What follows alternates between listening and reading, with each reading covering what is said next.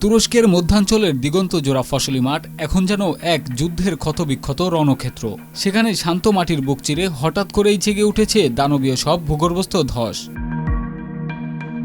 কোথাও গভীর অতল খাদের মতো, কোথাও আবার ফসলি জমির মাঝখানে বিশালাকার গর্ত। প্রকৃতির এই রহস্যময় আচরণ স্থানীয় কৃষক ও পরিবেশবিদদের কপালে চিন্তার ভাঁজ ফেলেছে, যা জলবায়ু পরিবর্তনের এক ভয়াবহ সংকেত হয়ে দাঁড়িয়েছে। তুরস্কের মধ্যাঞ্চলের গুরুত্বপূর্ণ কৃষি এলাকা কোনিয়া প্রদেশে দ্রুত হারে বাড়ছে এই ভূগর্ভস্থ ধস। কম বৃষ্টিপাত ও ভূগর্ভস্থ পানির স্তর নেমে যাওয়াকেই এর প্রধান কারণ হিসেবে দেখছেন কৃষক ও পরিবেশ বিশেষজ্ঞরা।